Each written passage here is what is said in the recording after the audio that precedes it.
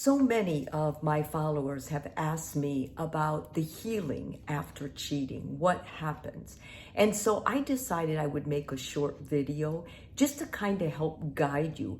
If you aren't following these guidelines or you're not getting the relief you need after a specific amount of time, I can't stress to you enough the importance of going and seeing a counselor.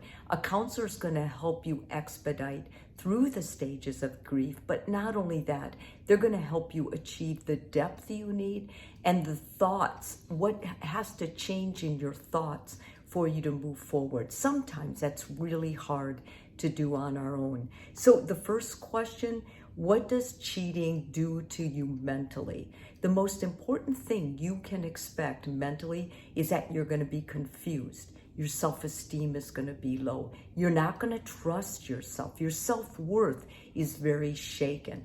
When you find someone or someone says to you something to you that's positive, you're going to evaluate it. The old days before cheating, when you used to just accept it and say thank you and believe them, you may not believe them. If you ask me how long that's going to last, my first response as a clinical psychotherapist is going to be, it's going to last probably at least a year. But statistically, when we ask, how long does it take you to work through being cheated on?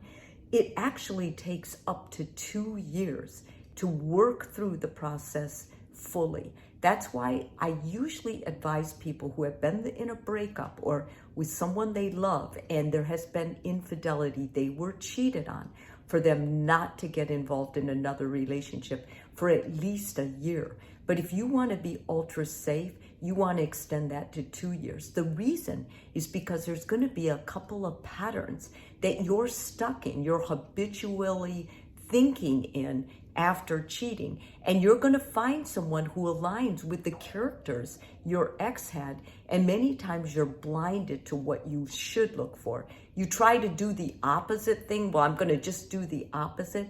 But that can get you in a lot of problems. And your heart is hurting. And if it's still leading, helping you make those choices, you won't make a wise choice. And lastly, how does it affect your life?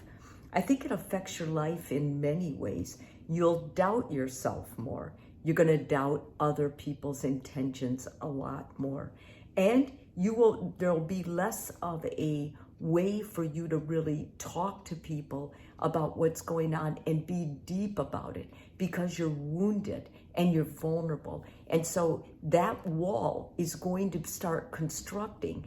And until you get to a place where you're very, very safe, and you can actually say, okay, I understand what happened, how I enabled this perhaps, or how I went along with certain things I should have said, heck no, I'm not doing that.